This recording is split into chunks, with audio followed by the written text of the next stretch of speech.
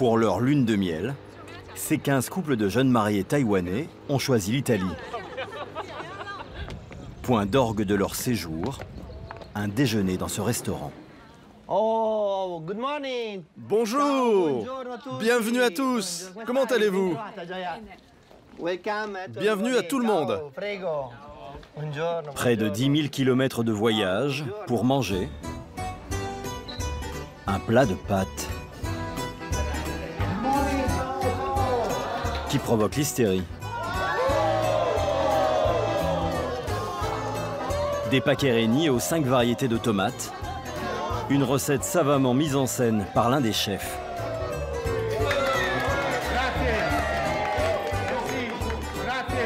L'important, c'est le mélange. Le fromage fond petit à petit. L'onctuosité est donnée par le fromage, par notre sauce tomate. Et tout ça mélangé à une certaine température. Regardez quelle crème. Quant à la cuisson, elle est forcément al dente. Quand on coupe les pâtes, on doit trouver la dent des pâtes. Regardez le blanc. Le cœur est blanc comme une dent, c'est parfait. Pour le plat de pâtes, une entrée et un dessert, les Taïwanais déboursent chacun 100 €. Tout va bien? C'est bon? Merci.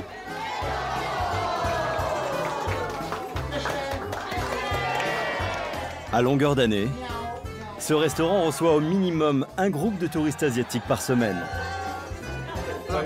Il y a quelques années, on a été invité à Taïwan. Et après, il y a eu un bouche à oreille. Petit à petit, des Taïwanais sont venus chez nous en Italie. Compris dans l'addition, le cérémonial de fin de repas. Une interminable séance photo où chacun prend la pose entre les deux chefs. 2 cuisiniers, 2 frères, qui sont aujourd'hui des stars. Perdu dans la campagne lombarde, Davitorio, leur restaurant, est un 3 étoiles. À la carte, les classiques de la cuisine italienne. Des pâtes sous toutes leurs formes ou des escalopes milanaises pantagruéliques. 2 kilos de veau, la portion pour 2 personnes. Oreilles de veau à la milanaise. Des oreilles d'éléphant. La maison propose aussi des plats plus raffinés. Un crémeux au chou-fleur pour continuer, nos queues de langoustine en provenance de Sicile. Blanchies au barbecue avec une puntarelle, une ricotta à la sauge, un laquage de betterave. Il y a aussi un risotto au parmesan, baies, fenouil sauvage et écume de crustacés. Ou encore une poire pochée et rhubarbe, coiffée d'un foie gras juste poêlé. Ce mélange de haute gastronomie et de cuisine familiale attire du beau monde. Ce jour-là, venu en hélicoptère pour le déjeuner, un homme d'affaires milanais qui a fait fortune dans les glaçons. Bonjour, bienvenue, comment allez-vous? Des footballeurs de l'Inter de Milan venus en famille. Ça va? Bien. Quelle belle tablée, ça fait plaisir de vous voir ici. Ou les héritiers de la famille Versace. Merveilleux. C'est de la cuisine italienne, qui est la plus simple et la meilleure. Prix moyen par personne, 220 € sans les vins. Bon appétit à tous. C'est tellement beau. L'établissement compte 5 salles de restaurant et sert chaque jour pas moins de 320 couverts. Ce qui en fait le plus grand 3 étoiles du monde. Un empire de la haute gastronomie, bâti en 50 ans par une seule et même famille, les Cherea. Un clan, une fratrie, qui mène à la baguette 180 employés, dont 35 cuisiniers. Allez, allez, faites partir des fritures pour les tables 2 et 10, allez-y. Mais en marche aussi 3 escalopes. Le maître des fourneaux, c'est Kiko, 54 ans, l'aîné de la famille. Les gars, tout va bien, mais on est trop lent.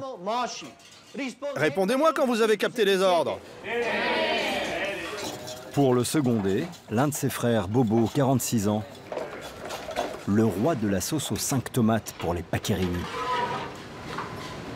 On en produit 30 litres par jour et on passe tout dans la journée. Briefing les garçons. Alors à la table 22, c'est la famille Massa.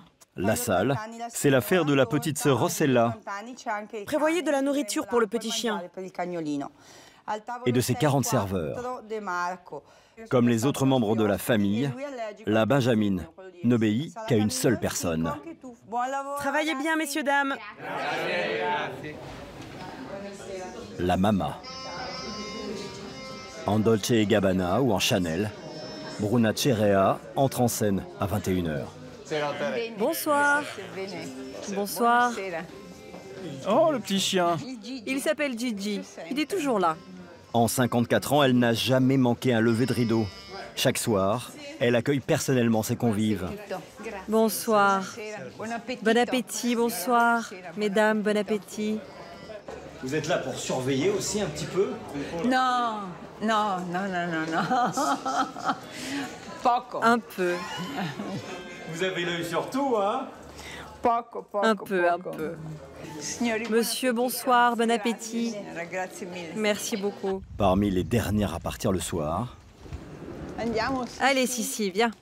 le matin, elle est toujours l'une des premières arrivées. Bonjour. Bonjour. Tu as les cheveux bien longs, Cara. À 78 ans, elle effectue tous les jours sa tournée d'inspection. Et Bruna n'a pas la langue dans sa poche. Bonjour. Ce matin, l'une de ses belles filles qui travaille à la compta en fait les frais. Ton chemisier n'est pas assez fermé. Tu vois, il y a des boutons. On doit obéir, on doit faire toujours tout ce qu'elle dit à nous. Aujourd'hui, Bruna tient seule les rênes de la maison da Vittorio. Vittorio, le prénom du fondateur du lieu, son défunt mari, le chef qui a créé l'entreprise. Leur épopée commence par une histoire d'amour, alors que Bruna a à peine 20 ans. Vittorio travaillait dans un café-pâtisserie. J'y allais pour boire le chocolat chaud. Parce que Vittorio me plaisait, pas son chocolat. Et c'est comme ça que c'est arrivé. On est tombés amoureux et on s'est mariés après 2 ans. Et pendant 43 ans, on est restés ensemble, avec 5 merveilleux enfants. En 1966, Bruna et Vittorio ouvrent un restaurant à Bergame. Après l'école, tous les soirs, leurs enfants assurent le service en salle. On s'est beaucoup endettés pour acheter ce restaurant, mais c'était beau. On était jeunes, forts, on travaillait dur et on payait nos dettes. Au fil des années, les Cerea décrochent 1 puis 2 étoiles au Michelin, aidés par leurs 3 fils, Kiko et Bobo en cuisine, et Francesco qui officie comme sommelier. En 1996, le couple investit 3 millions d'euros dans le restaurant actuel. Vittorio meurt en 2005, à l'âge de 69 ans. Désormais, ce sont Bruna et ses enfants qui font prospérer l'héritage. Avant, c'était mon mari qui cuisinait. Moi, je regardais. Et je lui ai tout piqué. La recette du jour, lapin à la pancetta, arrosé de vin blanc.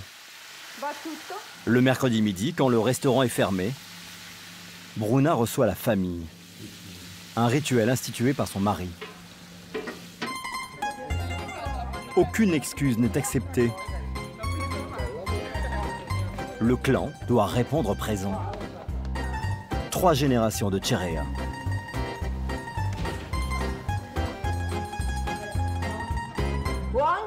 Bonjour.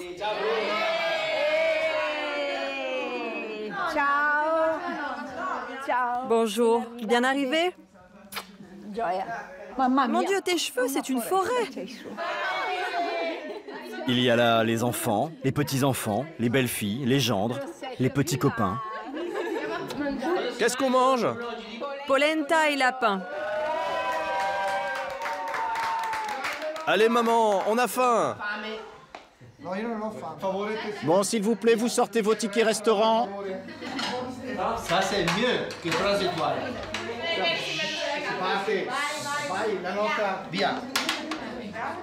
Maria Victoria, la fille de Bobo, ou Julia, sa cousine, ont 2 points communs avec les 24 autres membres de la famille. Tous travaillent au restaurant et tous vivent sous le même toit.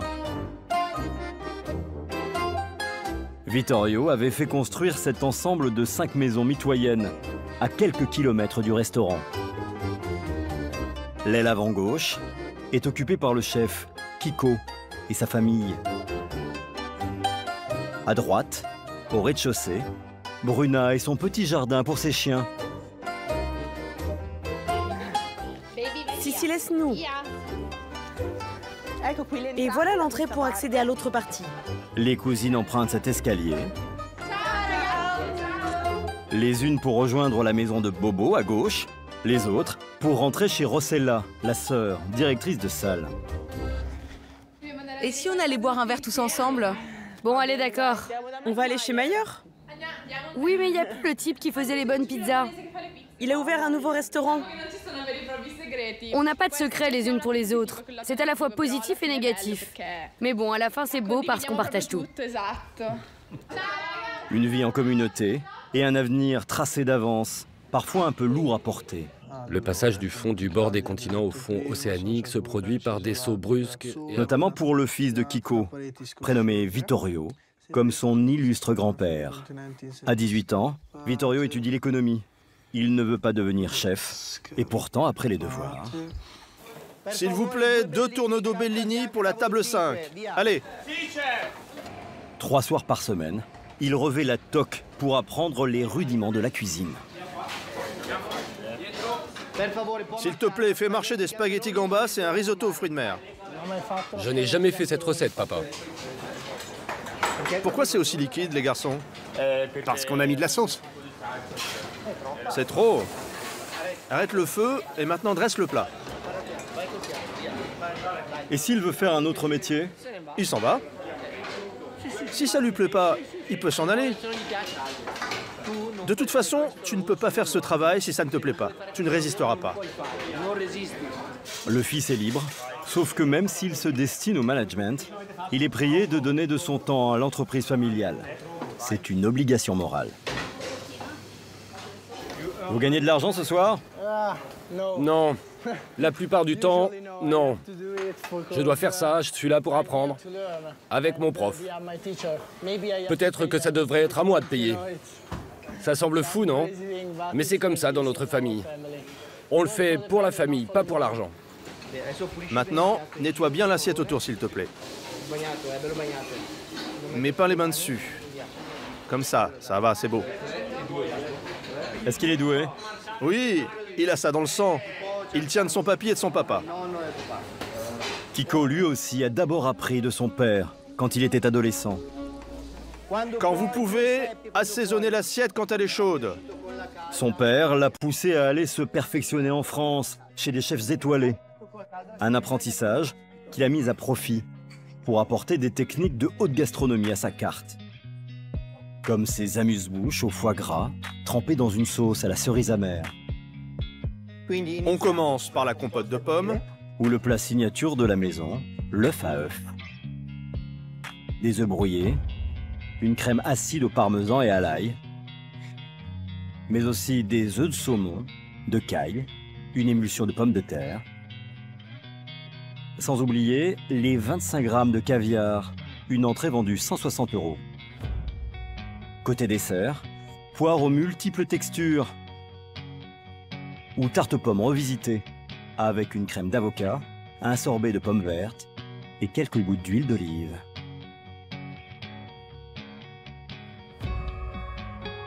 Ces plats élaborés ont permis au restaurant de gagner sa 3e étoile en 2010. Ils sont pourtant encore servis à la bonne franquette, comme au temps de papa. Ce soir, vous êtes le chef pâtissier. Ça va vous inspirer. Alors, comme Pollock, vous mettez ça comme ça. Et là, c'est de la sauce vanille. Ce touriste hongrois est mis à contribution pour reproduire un tableau du peintre américain Jackson Pollock. La particularité de ce dessert, c'est que vous le payez et vous le faites. C'est un bon business. Une animation inimaginable dans un restaurant étoilé français. Décontraction et proximité avec le client. Les Cerea aiment aussi montrer qu'ils ne perdent jamais de vue le terroir italien. Dans la vallée de la Brembana, à 1 heure de route du restaurant, les deux frères sont à la recherche de l'une des 450 variétés de fromage italien. Bonjour. Allez, on s'embrasse. L'une des plus rares, le Mattuccine, un fromage de chèvre. Sa production est très limitée. Son prix peut atteindre les 100 € le kilo. Waouh! On va couper pour la première fois une meule de Mattuccine de 2019. Comme ça, la moitié, les gars.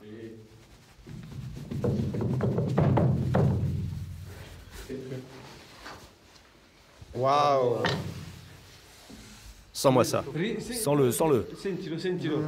Pas mal. Moi, les parfums que je sens, ce sont les fleurs, c'est plein de choses. En fonction du temps d'affinage, le goût du fromage est plus ou moins fort et son prix plus ou moins élevé. La saveur se développe petit à petit. Ça sent un peu le bambou et le chardon.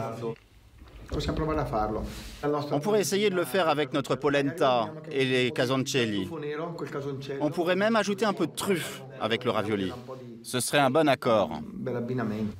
Les deux frères envisagent de commander 50 kilos de Mattuccine par mois. Encore faut-il que la recette qu'ils ont imaginée tienne ses promesses.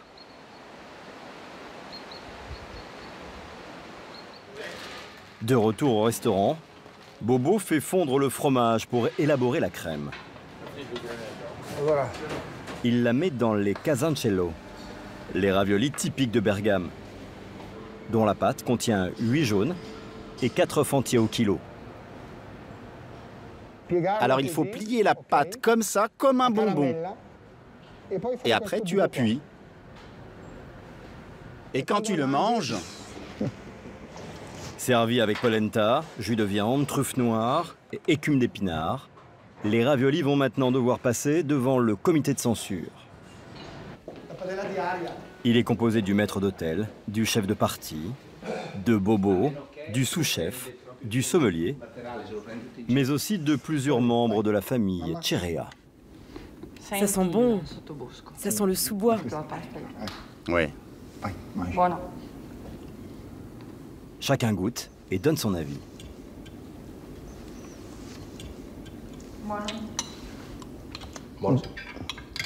Ah, il faudrait du croquant. Ouais, peut-être un crumble. Oui, mais il faudrait peut-être le renforcer avec un peu plus d'écume ou de sauce. Tes impressions? C'est très bon, madame. Il ne manque rien. C'est le bon équilibre. Le dernier mot revient toujours à Bruna, la maman.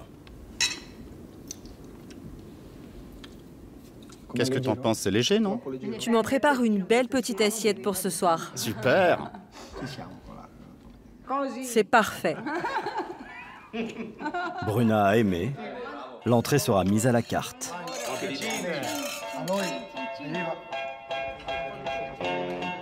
L'entreprise familiale tourne bien.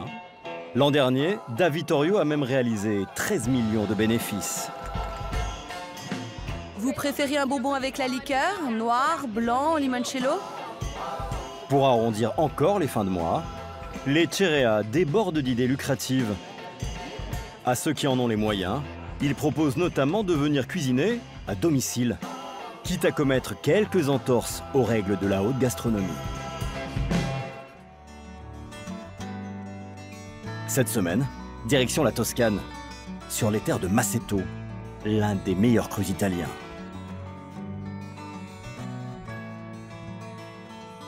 Les propriétaires de ce vignoble ont invité grande famille de Champagne et châtelains bordelais pour l'inauguration de leur nouvelle cave.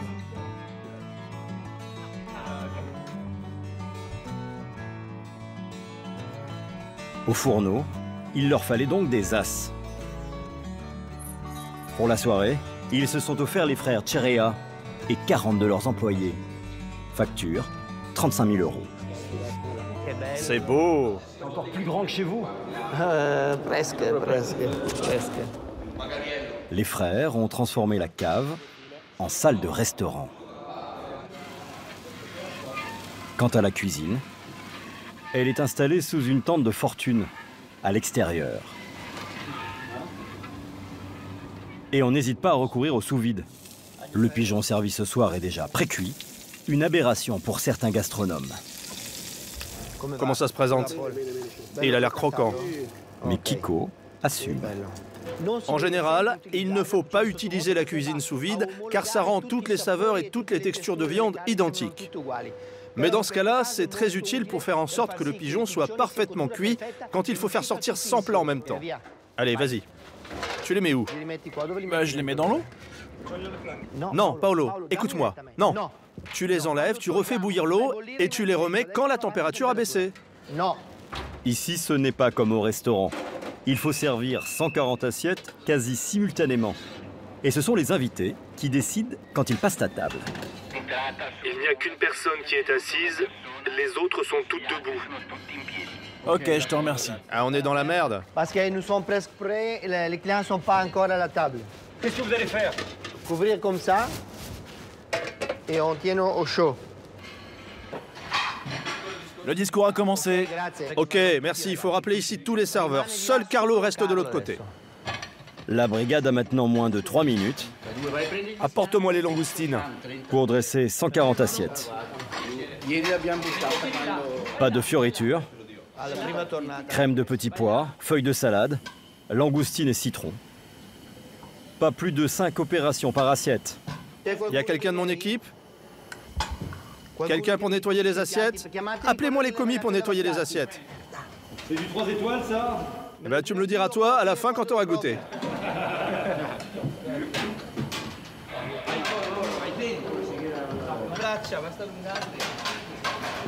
Tout le monde en file indienne. Vous avez la pression? Ouais, c'est stressant mais faisable.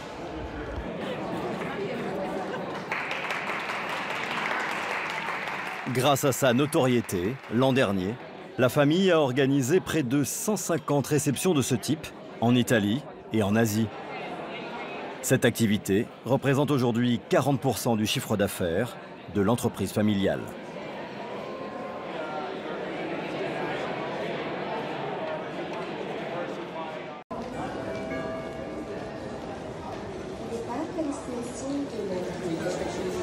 Derrière ce petit bonhomme rondouillard, au faux air de l'acteur Jean Benguigui, se cache l'un des patrons les plus en vue d'Italie. J'arrive dans 2 minutes. Je prends un taxi et je viens directement. Oscar Farinetti, 64 ans, est le VRP du bien manger à l'italienne. Et sa notoriété dépasse les frontières transalpines. En témoigne son agenda de ministre. Hier, j'ai rencontré à Turin un groupe chinois très important. C'est un des nombreux groupes qui veulent faire un partenariat avec nous pour ouvrir un magasin à Shanghai. Après, je pars en Amérique. Vendredi, je suis à New York. Dimanche au Canada jusqu'à mardi. Parce qu'en septembre-octobre, on ouvre à Toronto. En 12 ans, Oscar Farinetti a ouvert 42 magasins dans le monde qui mettent à l'honneur la gastronomie italienne. Voilà la Tour Eiffel. Aujourd'hui, il entame sa conquête de la France en s'installant en plein cœur de Paris, dans le quartier du Marais. Oh, Nicolas! Comment ça va? Bien. Ravi de vous voir. Il est accueilli par les dirigeants des Galeries Lafayette, avec qui il s'est associé. Ils fournissent les locaux. Il est fantastique ce bâtiment. Vous êtes propriétaire? Oui. À 12 jours de l'ouverture, visite d'inspection. Bonjour, bonjour. Oscar a investi ici 30 millions d'euros. Sur 3 étages, un mégastore de 4000 mètres carrés, mi-restaurant, mi-supermarché, avec des rayons d'épicerie fine. des stands pour déjeuner et une cave de 800 vins italiens. Des pâtes, des pâtes, des tomates, des tomates, et l'huile d'olive, l'huile d'olive. Des pâtes, des tomates, de l'huile d'olive, c'est l'Italie. Un Italien qui vient donner des leçons de gastronomie aux Français. Le défi est de taille. C'est sûr que c'est risqué, mais c'est bien de prendre des risques. Le peuple français, c'est celui qui connaît le mieux la nourriture en Europe. Et là, on ne rigole plus. Il ne faut pas que je me plante. Nous, on apporte nos valeurs. La simplicité, les matières premières et surtout un terroir varié. Parce que la cuisine italienne est très différente d'une région à l'autre. Et on apporte ça aux Français. J'espère qu'ils apprécieront.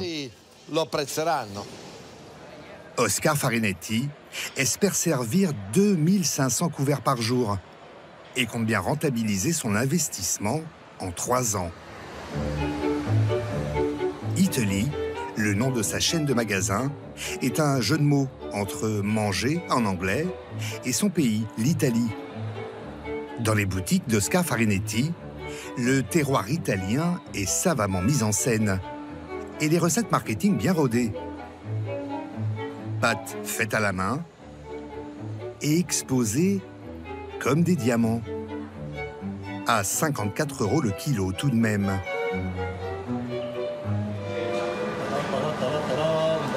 Les boules de mozzarella sont préparées devant le client. Un supermarché de luxe qui défend le concept du manger mieux en achetant aux petits producteurs. Avec des restaurants où l'on consomme ce que l'on achète dans les rayons. Et même des cours de cuisine à 60 € la séance de 3 heures. Les feuilletés doivent faire 2-3 mm. Roulez encore un peu. Il faut qu'ils soient bien croquants. 13 magasins en Italie et d'autres à New York, Londres, Dubaï, Tokyo et bientôt Paris donc. Un succès salué par la presse internationale et qui a fait la fortune de son créateur. Oscar Farinetti pèse aujourd'hui 600 millions d'euros.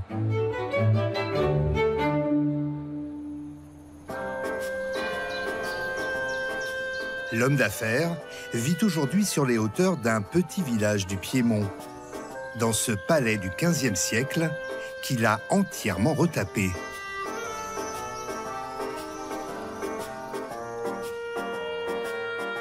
Ce jour-là, Oscar et sa femme Graziella ont invité 2 de leurs fils pour le repas dominical.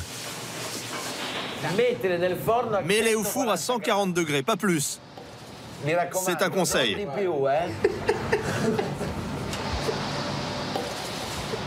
C'est Oscar le chef à la maison ou c'est vous? Qui fait la cuisine? Je suis le directeur de l'opération. Je suis le sous-chef. Le sous-chef. Il essaie de diriger, mais heureusement pour nous, c'est maman qui est au fourneau. C'est mieux quand je suis toute seule en cuisine. Elle ne veut jamais que je sois là. Et pourquoi? Parce que je fais n'importe quoi. Le promoteur de la bonne bouffe italienne ne sait même pas faire cuire un œuf. Mais Oscar n'est pas à une contradiction près. C'est l'histoire d'un petit gars du nord de l'Italie, fils d'un résistant socialiste du Piémont, un père qu'il vénère. Oscar n'est pas fait pour les études. Quelques années à la fac de Turin en cours de commerce, puis il reprend le magasin d'électroménager que possède son père pour en faire une chaîne, un Darty à l'italienne. La machine est plus grande et elle est plus intelligente. En 10 ans, Oscar fait fortune dans les aspirateurs et les lave-linges. Mais il n'oublie pas la bonne chair. Là, vous savez où j'étais? À la Tour d'Argent. À la Tour d'Argent à Paris. Le fameux canard au sang. Je n'oublierai jamais. Un jour, un de mes gros fournisseurs d'électronique m'a dit « Dis-moi ce que tu veux. Dis-moi ce que tu veux, je te fais un cadeau. » Je lui ai répondu « Je veux faire tous les 3 étoiles de France, mais en hélicoptère. » Vous vous souvenez du film de Coppola, Apocalypse Now? Apocalypse Now. Ba, ba, ba, ba, ba, ba, ba, ba, ba. Il m'a vraiment mis cette musique. Chaque matin, on partait en hélicoptère. On a fait comme ça Paul Bocuse, Alain Ducasse, la Tour d'Argent. Vous avez des goûts de luxe. J'adore bien manger, boire, et j'adore aussi la France. Bon appétit! À 52 ans, le fin gourmet change de métier. En 2003, il revend son enseigne d'électroménager 530 millions d'euros. Il fonde sa chaîne de magasins et devient épicier de luxe. Depuis, son amour pour la France tourne à la rivalité obsessionnelle. Question vin, il n'y a pas débat. Le blanc, les Français gagnent. Le rouge, on est à égalité. Les légumes, c'est l'Italie qui gagne, les fruits, c'est l'Italie. Pour la viande bovine, on est à égalité. On en a très bonne ici. Sur les fromages de chèvre, la France gagne. Mais les fromages de vache, le parmesan, etc., c'est l'Italie qui gagne. Pour les desserts, c'est la France. À la fin, si on fait le compte, la France gagne pour les vins et nous pour la cuisine. À l'arrivée, on est à égalité. À table, chez Oscar, on ne parle pas business. Pourtant, l'Empire Farinetti est une histoire de famille. Oscar a placé ses 3 fils au poste clé du groupe pour gérer ses affaires au quotidien. Lui se réserve les décisions stratégiques. On appelle Nicolas? Oui, on essaye. Salut! Salut! Ça va, ça marche? Nicolas, le fils cadet, dirige les magasins américains. Nous avons une question pour toi. On est en direct. Ça fait quoi de travailler avec son père? C'est top, pour 2 raisons. La première, c'est que je ne le vois jamais. La deuxième, c'est que papa a toujours été un grand créatif avec de grandes idées. Mais après, il te laisse ton indépendance pour travailler. Du coup, ça a toujours été très simple. Graziella, elle aussi, travaille pour son mari. Elle gère le rayon art de la table. L'entreprise familiale est florissante. 1 milliard d'euros de chiffre d'affaires prévu en 2020 et une cotation en bourse d'ici 2021.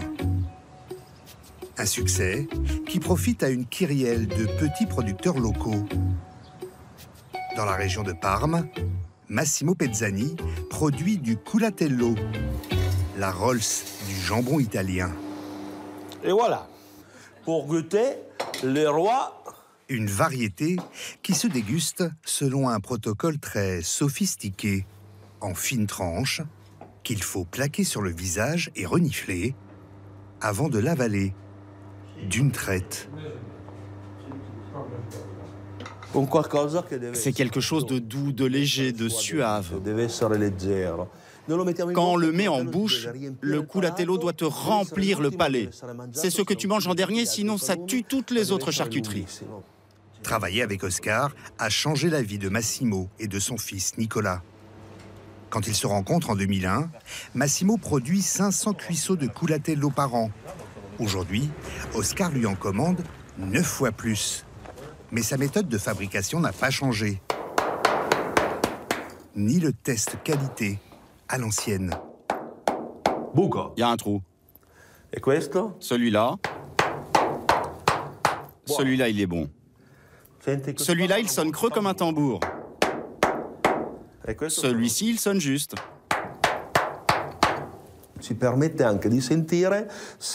Le marteau, ça permet de savoir si la partie maigre s'est incrustée. C'est-à-dire si elle est devenue dure. Et ça ne doit pas arriver. Celui-là, on l'entend, il est très tendre. Ça, c'est un culatello qui a 27 mois, plus de 2 ans d'âge. C'est du bon. Les cochons de Massimo sont nourris sans OGM, au petit lait de parmesan, maïs, orge et petits pois protéinés. Des méthodes encore artisanales, mais est-ce le cas pour tous les producteurs d'Oscar Farinetti?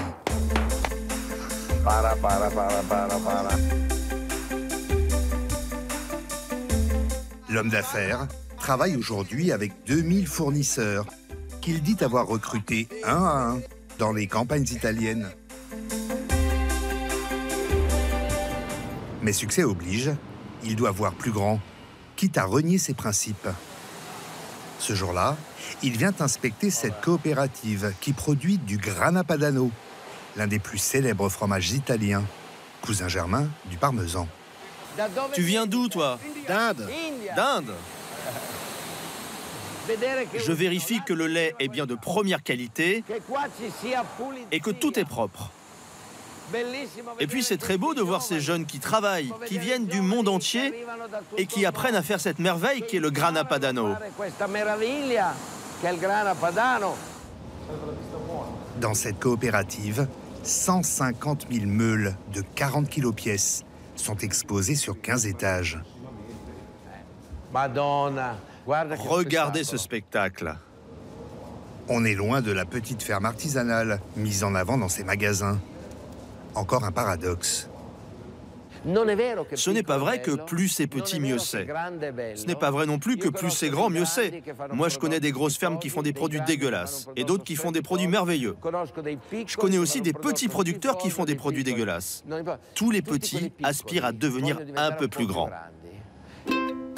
Oscar Farinetti revendique son côté grande gueule, qui a toujours réponse à tout. Une image qui lui a permis ces dernières années de devenir une star médiatique en Italie. Ce jour-là, à Rome, il vient enregistrer 2 émissions de télé dans la même journée. Les murailles de Rome, quel spectacle! Vous n'arrêtez jamais, vous n'êtes pas fatigué? Si, je suis crevé. Hier soir, j'étais mort de fatigue. Le problème de fond, c'est que j'ai 64 ans. Et j'oublie mon âge. Je me comporte comme si j'en avais 40. Je m'assois là. Oscar est un bon client pour les chaînes de télé. Auteur de recueils de poésie à 16 heures, passionné de politique, il a un avis sur tout. Je vais à la télé pour faire la promo de mes livres quand ils sortent. Mais aussi pour parler des problèmes de l'Italie. Je représente un peu l'entrepreneur qui réussit à l'étranger, donc je suscite de la curiosité.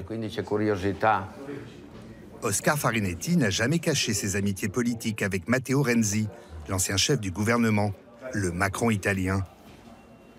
L'une des chaînes qu'il invite aujourd'hui ne lui est pas favorable, classée très à gauche et anti-patron. Mais Oscar est joueur. Il aime se frotter à ses détracteurs. Bonsoir Oscar. Bonsoir. Bienvenue. Merci. Il y a quelques mois, il y a eu une polémique sur les contrats de vos salariés.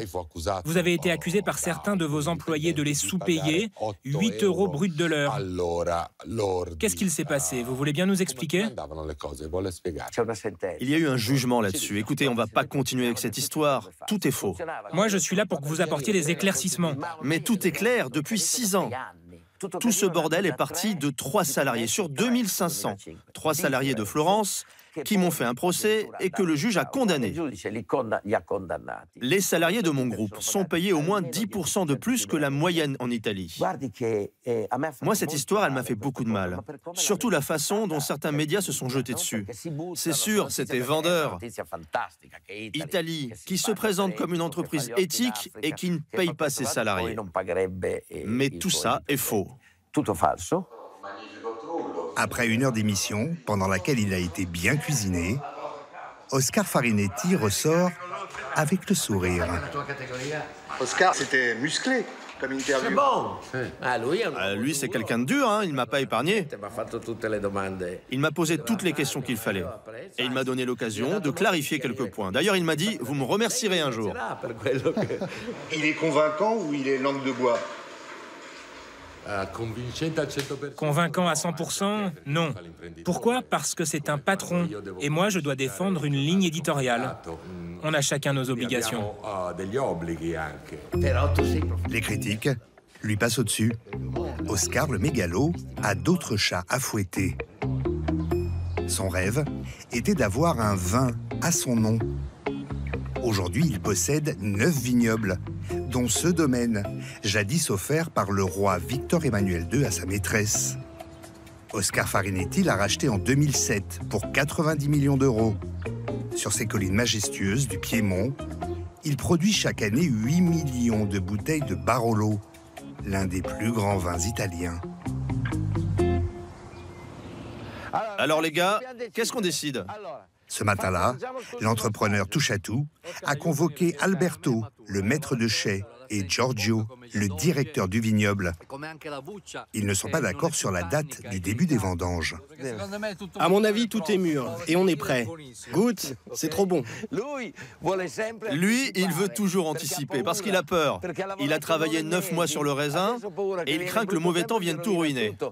Moi, j'ai peur qu'il ne soit pas mûr, donc on va attendre. Je crains que ça donne un vin trop tannique. Alors, on va faire comme ça. Aujourd'hui, c'est mardi. On commence jeudi, d'accord? Comme ça, tu fais jeudi, vendredi, et après tu reprends lundi prochain. Allez, top là, on commence jeudi. C'est qui le maître du vin ici? Moi, j'y comprends rien au vin. Mais j'écoute ce que dit l'un, ce que dit l'autre, et j'essaye de trouver un compromis. C'est compris? Mais au final, c'est moi le patron.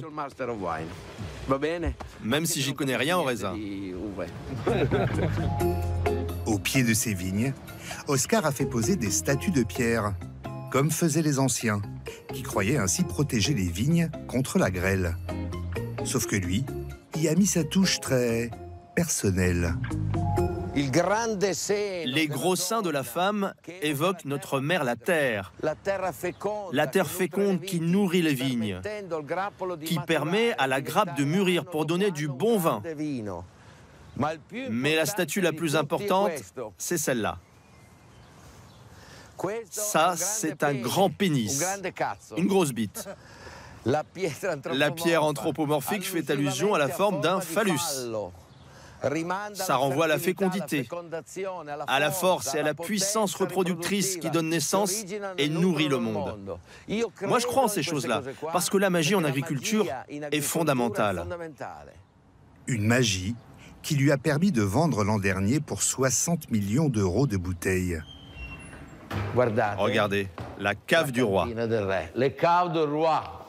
Là, ce sont les tonneaux d'origine des premiers crus de notre grand vin. Son vin, Oscar Farinetti le vend aussi dans ses magasins. On n'est jamais mieux servi que par soi-même. Une bouteille y est vendue en moyenne 48 euros. Du 2015. Jusqu'à 190 pour les grands crus. Allez, goûtons les trois. Ça sent vraiment bon. Un vin qui inspire Oscar, au point qu'il s'emballe un peu. C'est le vin pour faire l'amour pendant l'hiver. Quand un homme invite une femme à dîner au restaurant, si l'homme dit à la femme « Je peux commander un Barolo ?» et que la femme répond « Oui », c'est que c'est dans la poche. Mais il faut qu'elle dise oui. Sinon, commandez un petit vin. Et le champagne quand même, pour l'amour, c'est pas mal. Oui, mais le champagne, c'est bon pour la conquête, la drague. Mais quand après on fait l'amour, il faut boire ce vin. Donc champagne et Barolo, c'est parfait. D'ici 5 ans, Oscar Farinetti compte ouvrir 3 autres magasins en France. Il trinque déjà à son succès. Evviva! Viva la Ciogna! Tanto capisco neanche.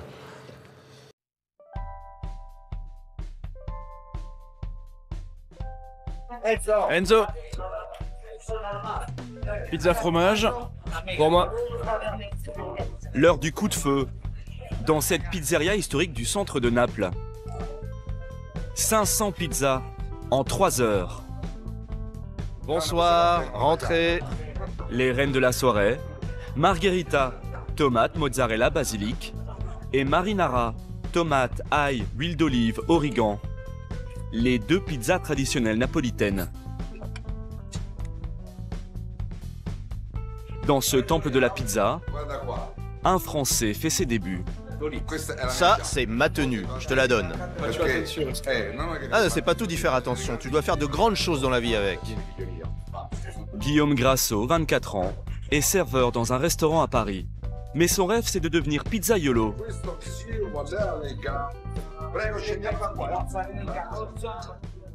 Le patron va le coacher.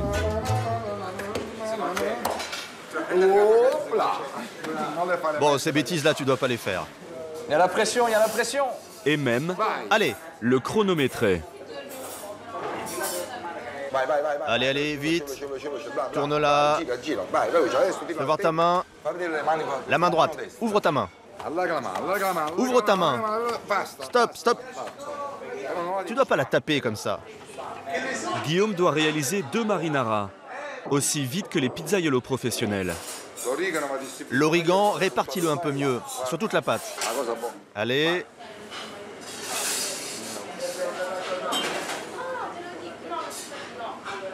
Stop. 1 minute et 30 secondes. Il a dit c'est pas mal. Il a dit pour le début, 1 minute 30, c'est pas mal. Maintenant, il faut voir après cuisson. Pas mal, mais pas assez rapide, comparé au rythme des vrais pizzaiolos. Alors, je chronomètre. Il a étalé la pâte en 7 secondes. 45 secondes, vite, vite, c'est fini. Stop. 4 pizzas en 45 secondes. Mais c'est surtout à cause de son goût que la pizza de Guillaume va être critiquée. Là, il n'y a pas assez d'huile. J'enlève l'ail.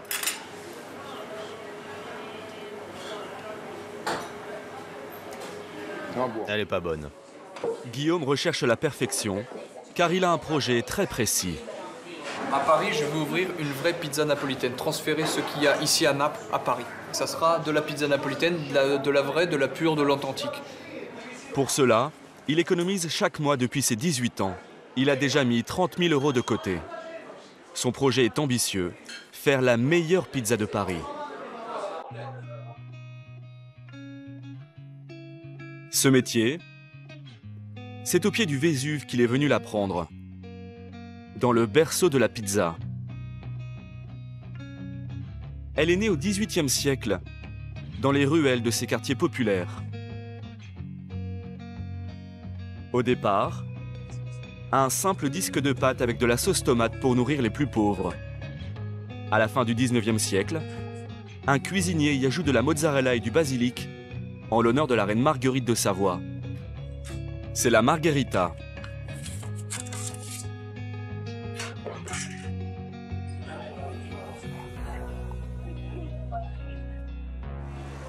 Pour apprendre à devenir pizzaiolo, Guillaume s'est inscrit dans l'école la plus réputée de la ville. 1 750 € pour 10 jours de formation. Aucun diplôme requis. Les leçons se déroulent dans un lycée hôtelier. Pour faire la pâte à pizza napolitaine, on met 1 litre d'eau.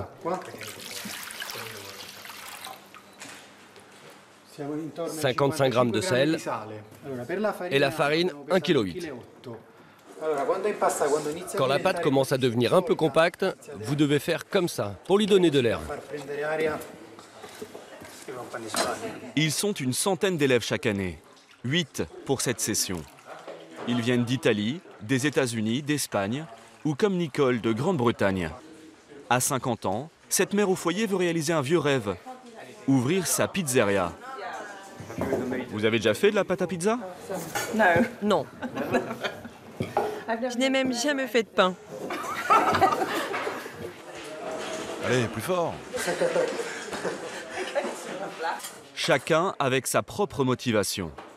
Pietro, un Romain de 51 ans, commercial, s'est inscrit pour le plaisir. Sébastien, 41 ans, belge, vient de quitter son emploi dans la finance pour créer sa chaîne de pizzeria. Dans ce groupe, Guillaume est le plus à l'aise. Une main en dessous, une main au-dessus. Le but, c'est avec cette main-là, jeter par là, et avec l'autre, tirer un peu en même temps. Guillaume est un enfant de la balle. Petit-fils d'un pizzaiolo d'origine napolitaine, émigré à Paris dans les années 50. Quand j'étais petit, j'avais l'habitude d'aller manger au restaurant de mon grand-père. Et petit à petit, l'été, des fois, j'allais, entre guillemets, travailler. Quand j'avais Entre 12 et 16 ans, j'ai commencé à aller travailler là-bas l'été, derrière le bar. Et par curiosité, justement, j'allais voir comment mon grand-père ou son fils, mon oncle, faisait la pizza. Et petit à petit, ça m'est venu l'idée. J'ai demandé à mon oncle, à mon grand-père, apprends-moi. Guillaume a mis la main à la pâte à 4 ans. Une enfance à admirer Vincenzo, son grand-père. Mais au décès du papy, il y a 4 ans, personne de la famille n'a repris le restaurant, qui a été vendu. Ça m'a fait du mal parce que cet endroit-là, c'était un peu comme une deuxième maison pour moi. Et c'est comme ça, il faut accepter. Je lui ferai honneur le jour où j'aurai mon local. Il a même gravé sur son corps un proverbe italien, dont son grand-père avait fait sa devise. Impara l'arte e mettila da parte. C'était une phrase en gros qui me disait en français apprends l'art et mets-le de côté. C'est-à-dire que n'importe quelle chose que tu peux apprendre dans la vie, prends-le parce que ça peut te servir un jour. Alors, ce n'est pas son seul tatouage italien. Et après j'ai pris le logo de foot de Naples et je l'ai mis en forme de cœur pour dire que j'ai Naples dans le cœur et vu que c'est sur mes veines, bah dans mon sang. Dans le coup, ça c'est Repubblica Italiana, ça c'est le premier tatouage que j'ai fait. Vu que je suis fier de mes origines italiennes, j'ai tatoué ça. Guillaume est issu de l'une des familles les plus connues dans le monde de la pizza à Naples. Son arrière-grand-père a ouvert il y a 100 ans cette pizzeria, la Gorizia. Elle existe toujours aujourd'hui, dans le vieux quartier du Vomero. L'addition de la une. Elle est tenue par un oncle éloigné de Guillaume, Salvatore, 69 ans, l'homme qui le chronométrait derrière le fourneau. Ancien pizzaiolo, directeur depuis 13 ans, il a préservé l'esprit de ce restaurant, à la fois petite adresse de quartier et endroit à la mode. Il y emploie 16 personnes. Toute la famille a travaillé ici. Voilà mon grand-père. Là, c'est le serveur, et là, je pense que c'est mon père. À l'époque, on vendait encore les pizzas à l'extérieur, dans ce présentoir. Et à l'intérieur, il n'y avait qu'un four, un comptoir et 4 tables. C'est tout. C'est ce savoir-faire que Guillaume est venu chercher. Celle-là, c'est la meilleure. Il a demandé à son oncle de l'initier au secret de la pizza napolitaine et de lui révéler le plus important, la qualité des ingrédients. Ces petites tomates que tu vois là en forme de date, on les met sur la pizza en les coupant en tranches très fines. Là, ce sont les tomates du Vésuve. Elles sont meilleures, elles ont plus de goût, mais elles sont légèrement amères. Après la tomate, la mozzarella. Bonjour. C'est l'autre star de la pizza napolitaine. La mozzarella de bufflone, laiteuse à souhait, signe de qualité. Fai un pezzo grande, no? Un pezzo più grande, perché devono fare. Quando ce lo stiamo mangiando nessuno.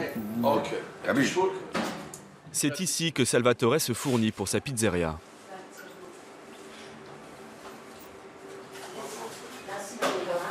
Tiens, donne-moi une autre.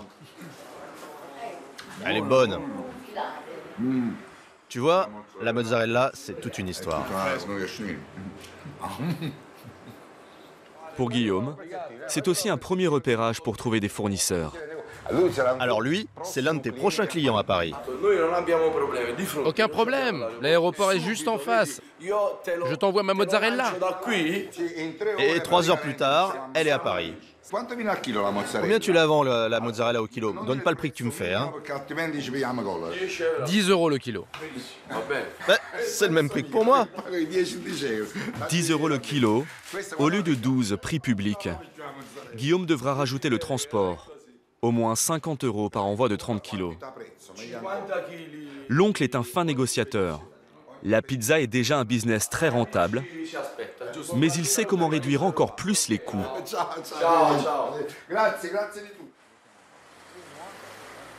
Il veut montrer à Guillaume sa deuxième pizzeria, qu'il a ouverte il y a 1 an. De la restauration rapide. Ça, c'est le type de restaurant que tu dois ouvrir à Paris. Peu de tables, il n'y a besoin que de 2 serveurs, voire un seul, un jeune comme toi, ça suffirait. Des petites tables qui prennent moins de place. Tu dois absolument éviter les nappes. C'est une source de dépenses énorme car tu dois les amener à la blanchisserie. Ici, on met juste une petite serviette avec l'assiette et les couverts et c'est tout. Des coûts réduits, et ça en jette. Quand tu rentres, tu vois que c'est beau, c'est propre, c'est frais, c'est moderne. Des charges réduites, mais un pizzaiolo maison payé 1 400 € net. Ce monsieur s'appelle Vincenzo Luciano. Ses premières pizzas, il les a faites avec mon père. Il propose ici la margherita à 3,50 €. La matière première ne lui coûte que 40 centimes par pizza.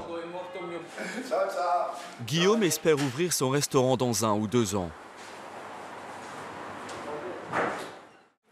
Mais pour son projet, qu'il évalue au moins à 200 000 €, il va devoir emprunter aux banques. Ces 30 000 € d'économie ne suffiront pas. Pour avoir une chance de les convaincre, il a fait venir un ami, informaticien. Ils ont loué cet appartement 700 € pour 2 semaines. Alors, Enzio prend des photos du séjour de Guillaume à Naples pour écrire sa légende. T'as pris quelques photos sympas qu'on va pouvoir mettre en ligne après ou pas? Ouais, quelques-unes, ouais. Donc là, j'ai commencé à retravailler cette photo-là. Enzio a créé pour son copain un site internet, devenu sa vitrine. Guillaume y met en avant l'histoire de sa famille, sa seule carte de visite. Il n'a pas de diplôme, à part un CAP mécanique. Il a aussi fait sa propre étude de marché à Paris. Il y a testé une 50aine de pizzerias, prenant à chaque fois des photos. Aucune, selon lui, du niveau de ce qu'il veut proposer. Oui, c'est pizza style napolitain, mais parisien. Qu'est-ce qu'il y avait que vous n'avez pas là? Les ingrédients dessus. Mais avec des produits importés de Naples, ces pizzas seront peut-être meilleures, mais elles seront aussi plus chères, 12 € minimum.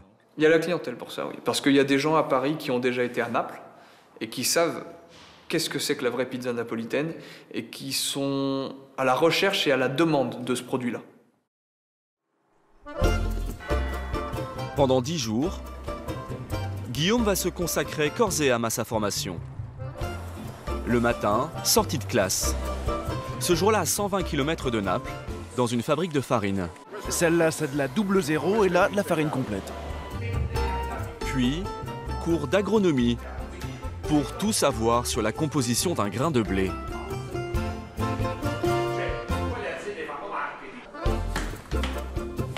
En cuisine, il s'entraîne comme un athlète. 20 pizzas par jour. Et essaie d'améliorer son point faible. Tu peux la mettre dans le four. La vitesse d'exécution. Ça ne marche pas à tous les coups. Il l'a pliée. Il l'a mal déposée dans le four. Elle est pliée. Et le soir, après la pizza, c'est encore la pizza. Avec Enzio, il fait le tour des adresses célèbres de la ville. Pas mauvais. C'est pas mauvais, ça mais manque un peu de cuisson, mais c'est bon. C'est pas exceptionnel, quoi.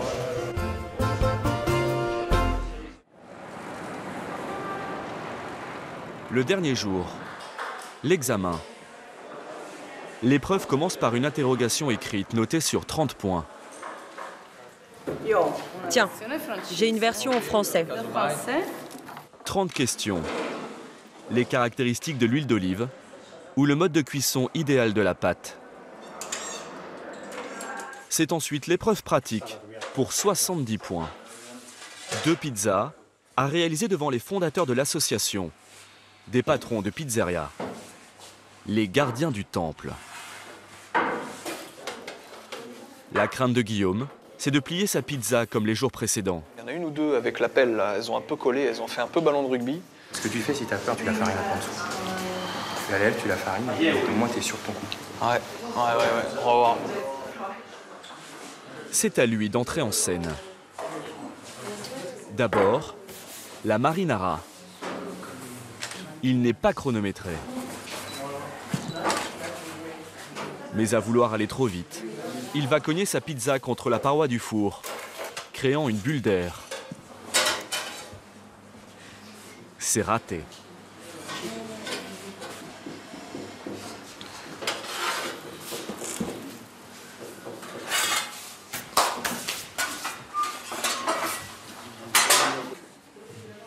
Reste la margherita pour se rattraper. Un Guillaume concentré, cette fois. 1 minute de cuisson à 400 degrés. Il l'exécute parfaitement. Les examinateurs vont juger la qualité de la présentation, de la cuisson et bien sûr le goût. La meilleure note jamais obtenue est de 90 sur 100. Après 1 heure d'attente, verdict. Guillaume a perdu des points à l'écrit. Pour la pizza, tu as obtenu une bonne note parce que tu as une bonne technique. Attention quand tu mets les ingrédients, tu es un peu trop désinvolte, sinon tu as les bons gestes. La cuisson c'est bien, tu as les bases d'un bon pizzaiolo. Sa première pizza, ratée, ne l'a pas pénalisé. Total, 72 sur 100, dont 51 points pour la pizza. C'est fait, ça y est. La meilleure note de la classe. C'est fait. Comme lui, tous ont réussi l'épreuve. Avant de rentrer en France, Guillaume veut annoncer la bonne nouvelle à son oncle. Buonasera. Allora, zio. Certificat de Guillaume Grasso. Il a participé à la formation de 60 heures de la pizza napolitaine. Ça y est, j'ai un concurrent. Guillaume espère devenir ainsi le 30e pizzaiolo dans l'histoire de la famille Grasso.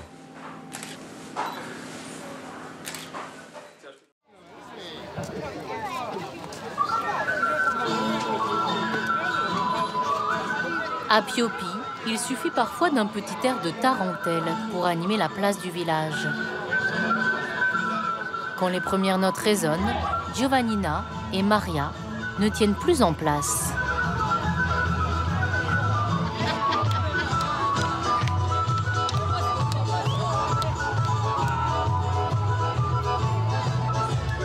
Vu leur déhanché, on pourrait en douter, mais l'une a 89 ans. Et l'autre, Maria, a fêté ses 90 ans en mars dernier.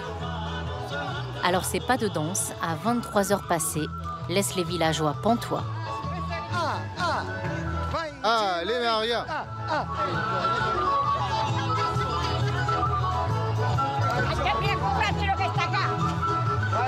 Bravo Maria, vas-y.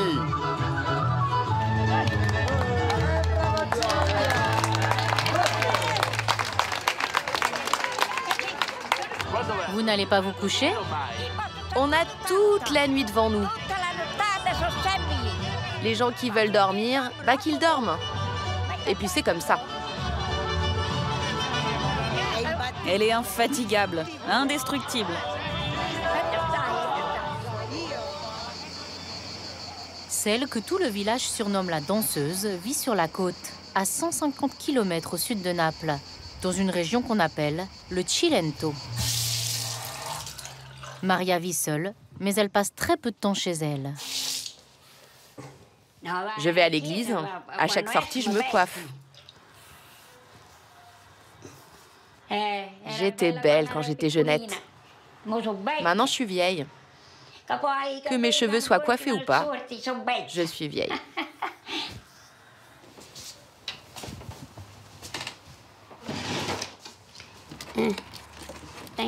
Là, j'ai la photo de mon mari. Maria est veuve depuis 5 ans. Son mari est mort à l'âge de 83 ans. Mais dans sa famille à elle, ils se sont tous rapprochés des 100 ans. Mon père est mort à 94 ans. Ma mère, 97. Et j'ai des sœurs, elles sont toutes mortes vieilles. Un frère mort à 94, un autre 97, encore un autre 98 ans. Il n'y a plus que moi. La vie de cette presque centenaire est rythmée par les cloches de l'église. Quelle que soit la distance, pas besoin de chauffeur. Maria se rend n'importe où, en marchant, ou plutôt en trottinant.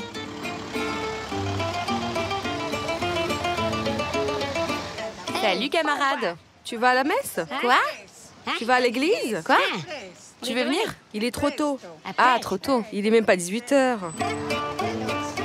Peu importe, elle y court, Maria. Et puis au village, il y a toujours de vieilles copines avec qui discuter. Maria, Carmelina. Carmélina, fais-moi une petite place. Mets-toi ici, parce que j'ai mal aux pieds. Vous êtes fatiguée, Maria? Fatiguée? Non.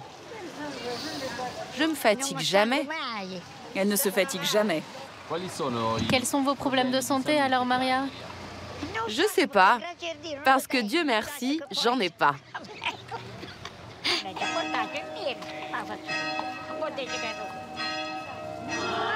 Pourtant, Maria a travaillé durement dans les champs toute sa vie.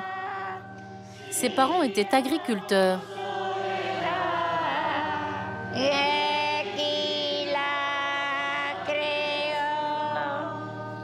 Dans les rangs de la petite église, comme dans toute la région, des personnes très âgées et en bonne santé, il y en a beaucoup.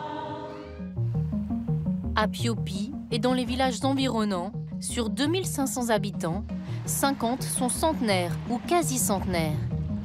La plupart ont une santé de fer.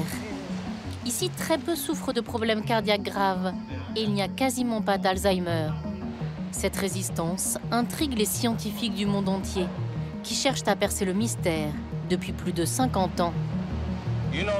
L'une des principales causes de mortalité aux États-Unis, ce sont les maladies cardiovasculaires. Le premier à s'y intéresser est cet Américain, Ansel Keys, chercheur et nutritionniste de renom.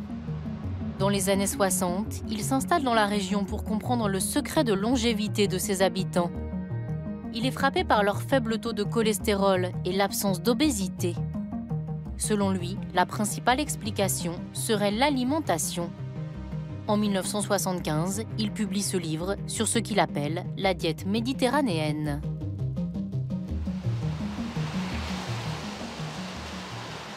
Ce régime, les habitants du coin sont encore nombreux à le suivre à la lettre. Comme Antonio, 90 ans, l'un des voisins de Maria. Je lis Zagor. J'aime bien ces petites bandes dessinées. Ça parle de programmes d'espionnage, de combat. Mais tout ça, c'est de la science-fiction, bien sûr. C'est sûr.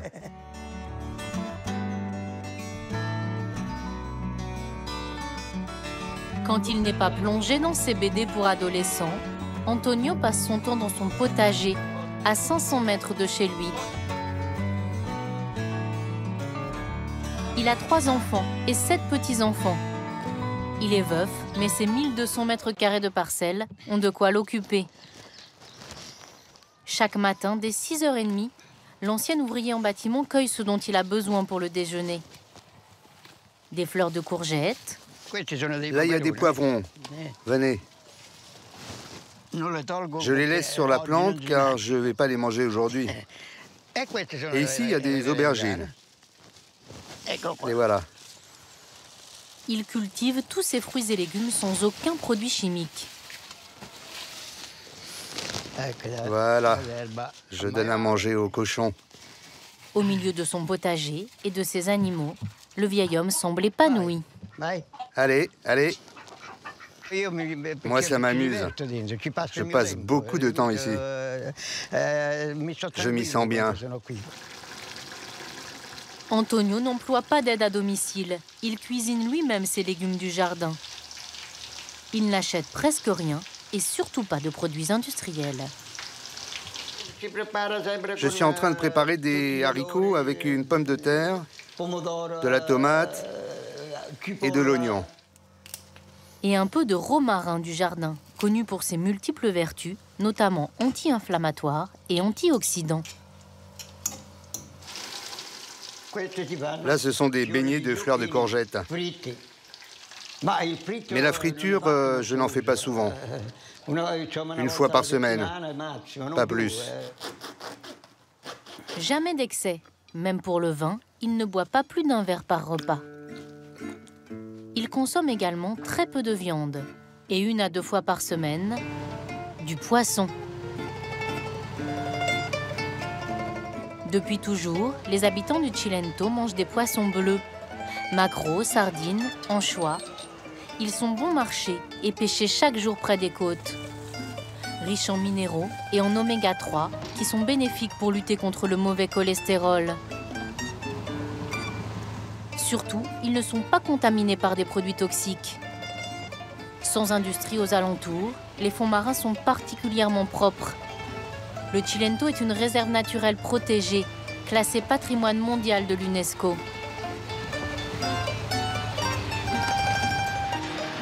De la mer à l'assiette, il n'y a que quelques mètres à faire. Livraison chez Ernestina, qui tient un restaurant familial dans le village d'Acciaroli. Alors celui-là, ok. D'accord. Ah, un instant. Il y en a un qui s'échappe. Il est encore vivant.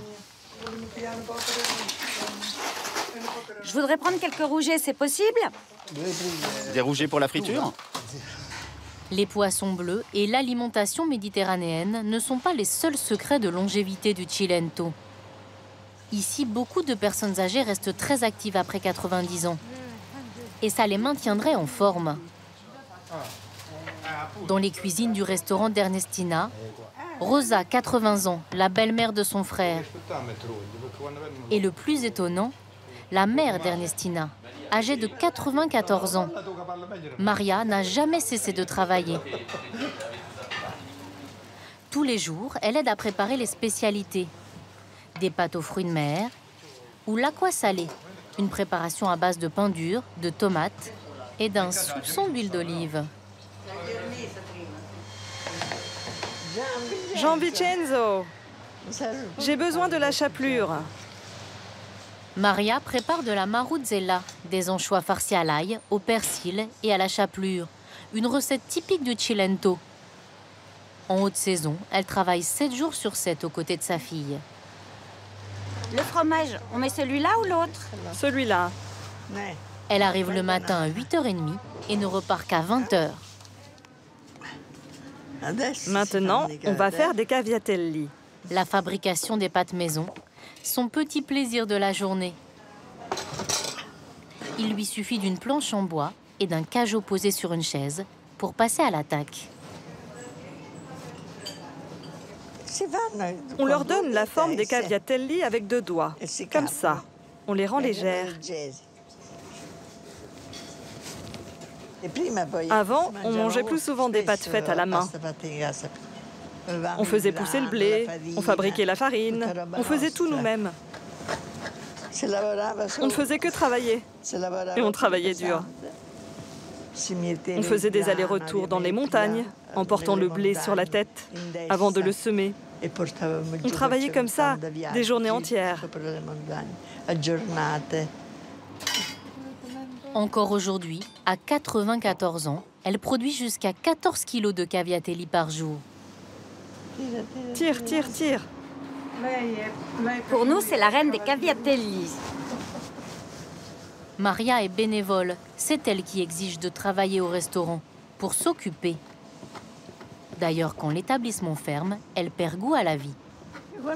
Pendant l'hiver, je suis à la maison, parfois sans rien faire. Et quand je reste immobile comme ça, je ressens des douleurs physiques. Alors que quand je travaille, j'ai l'impression d'être plus en forme. Du coup, de temps en temps, on essaye de la remotiver et on lui dit « Il y a une cousine qui aimerait bien des caviatelli. » Et tout de suite, elle se met au travail.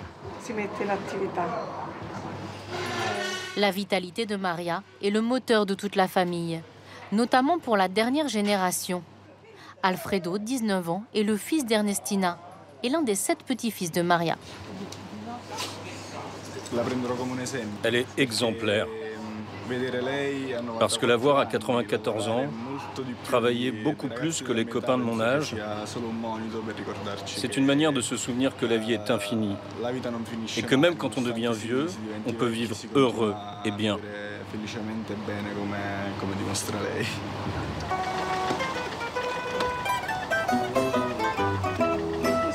Elle a beau être en pleine forme, Maria demande à voir son médecin une fois par semaine.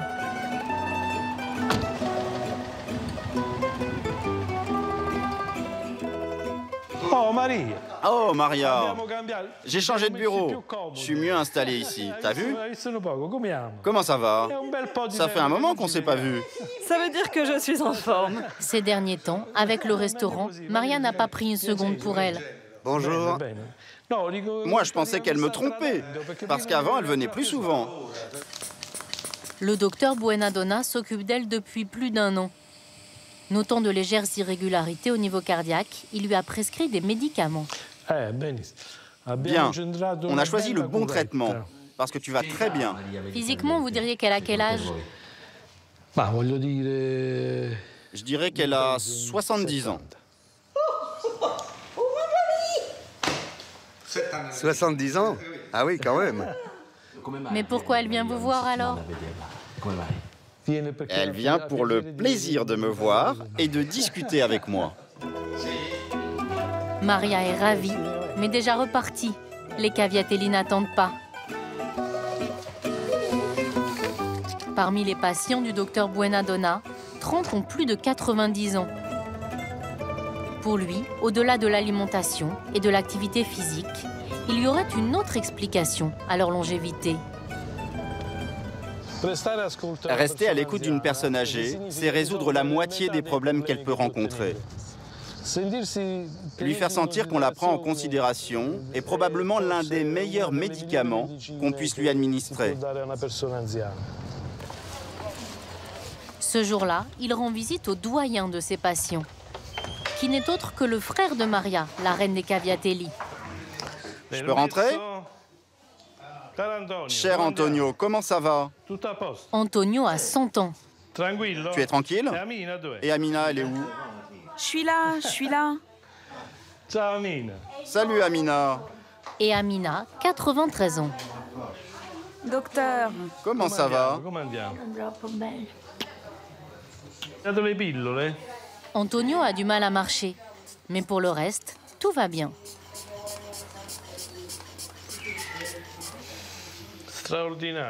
Extraordinaire, excellent. Il va bien alors? Très bien. On va encore pouvoir se chamailler alors? Oui, vous allez encore pouvoir vous chamailler. Lui, il va jamais mourir. Comment faites-vous pour aller si bien, Antonio? Je sais pas. Pourtant, j'ai fait la guerre pendant 3 ans. C'était le feu, le feu, le feu. Nuit et jour. Dans les années 40. Je sais pas comment je fais pour être encore en vie. Amina soigne très bien son mari. Ici, on dit qu'elle s'en occupe de la même manière qu'on cultive le persil dans un vase. Antonio et Amina se sont mariés en 1950. Lui était pêcheur, elle vendeuse de fruits et légumes. Ensemble, ils ont eu 2 enfants et 3 petits-enfants. Près de 70 ans de vie commune et un amour immortel. Amina a même écrit un poème sur le jour de leur rencontre. Sa mémoire est intacte. Le pêcheur.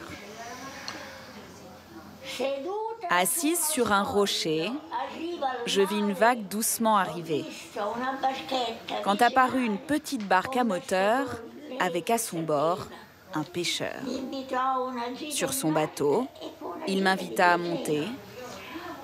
Nous fîmes un tour de toute beauté. Le moment est devenu si enchanteur que je suis devenue l'épouse du pêcheur.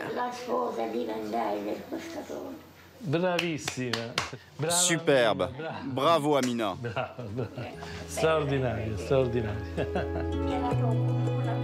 En juillet dernier, des chercheurs italiens et américains ont lancé une nouvelle étude scientifique.